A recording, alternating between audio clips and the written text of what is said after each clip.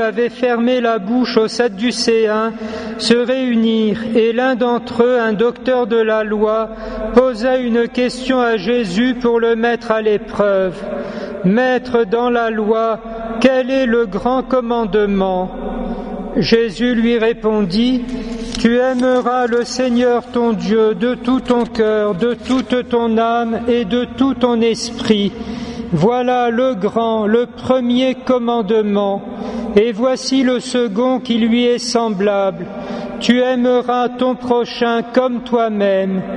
Tout ce qu'il y a dans l'Écriture, dans la loi et les prophètes dépend de ces deux commandements. » Chers frères et sœurs, en particulier au XIIe siècle, avec Saint Bernard et quelques autres, on a beaucoup réfléchi sur le commandement de l'amour, de Dieu et du prochain, non seulement pour savoir lequel est le premier théologiquement, mais aussi, si l'on peut dire, psychologiquement, comme dit Saint Jean, comment aimer Dieu qu'on ne voit pas, si on ne s'entraîne pas d'abord en aimant son prochain qu'on ne voit pas, mais aussi de réfléchir sur leur unité, puisque Jésus dit clairement « le second est semblable au premier » et résume même le tout de la loi et des prophètes, de la vie morale, de la vie chrétienne et finalement du mystère du Christ, peut-être même du mystère de Dieu.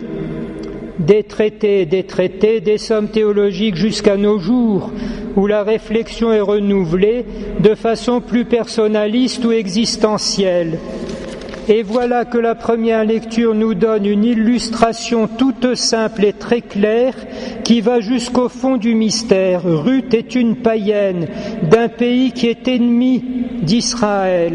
Et voilà que par amour de sa belle-mère, ô le prodige, l'amour du prochain porté donc à l'extrême, elle a accès au mystère du salut.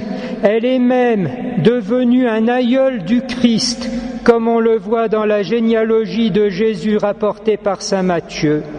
Et elle manifeste dans sa parole, avant même tout cela, le mystère de l'alliance vécu par Dieu lui-même au commencement, lorsqu'elle dit tout simplement « Où tu iras, j'irai, je demeurerai où tu demeureras, ton peuple sera mon peuple et ton Dieu sera mon Dieu. » Alliance et mystère de Dieu qui, dans le fond de sa sagesse pour nous insondable, a voulu venir vivre avec nous, devenir même de notre race dans son incarnation, faire de nous son peuple, être notre Dieu, aller dans sa fidélité jusqu'aux extrémités de l'amour et nous partager ainsi sa vie éternelle.